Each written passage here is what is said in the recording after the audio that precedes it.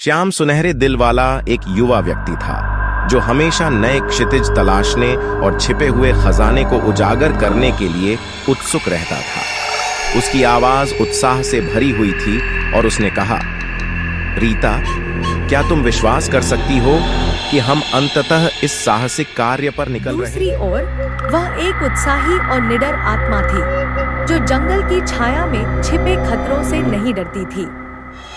आत्मविश्वास भरे लहजे में उसने जवाब दिया, मैं इस पल का इंतजार कर रही थी। श्याम, आइए इस जंगल को दिखाएं कि हम किस चीज से बने हैं। उनकी यात्रा एक धूप भरी सुबह में शुरू हुई, जब उनके पास कुछ नहीं बल्कि एक नक्शा था जिसके बारे में अफवाह थी कि वह मंत्रमुग्ध वन के भीतर गहरे छिपे सोने के एक पौराणिक भंडार तक ले जाएगा। उन्हें क्या पता था? वे जंगल में गहराई तक गए। श्याम और रीता को चुनौतियों का सामना करना पड़ा, जिन्होंने उनके साहस और संसाधनशीलता की परीक्षा दी। श्याम की आवाज दृढ़ता से गूंज उठी और उसने कहा, हमें ध्यान केंद्रित रहना चाहिए रीता। मेरा मानना है कि खजाना करीब है, लेकिन हमें सावधानी से नेविगेट करना होगा। रीता ने सिर हिलाया। उसकी आवाज दृढ़ थी। उनकी असली परीक्षा तब हुई जब उनकी नज़र अज्ञात जीव की मांद पर पड़ी। चमकती आंखों और बेहद तेज पंजे वाला एक विशाल जानवर। ऐसा लग रहा था कि छाया से यह साकार हो रहा है। हर कीमत पर सोने की रक्षा करने का इरादा लेने वाली लड़ाई में श्याम और रीता ने उस प्राणी के खिलाफ बहादुरी से लड़ाई लड़ी।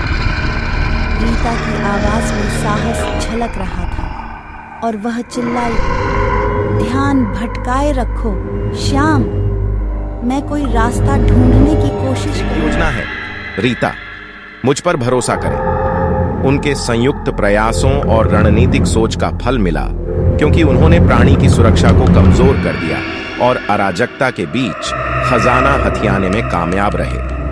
एड्रेनालाइन की तेज धड़कनों के साथ वे क्रोधित प्राणी द्वारा पीछा करते हुए जंगल में दौड़ पड़े। लेकिन जब ऐसा लगा कि सारी आशा खो गई है तो हमने यह किया, लेकिन आप जानते हैं, असली खजाना हमारी दोस्ती और इस यात्रा में हमने जो यादें बनाई हैं। सही कह रही हैं रीता, यह साहसिक कार्य अविस्मरणीय रहा है और मैं इसे किसी और के साथ साझा नहीं करना चाहता। और इसीलिए जैसे ही वे मंत्रमुग्ध वन से बाहर निकले, उनकी आवाजें हंसी और सौहार्द से गूंज उठीं, जो साहस, दोस्ती की शक्ति और साहस के स्थायी जादू का एक प्रमाण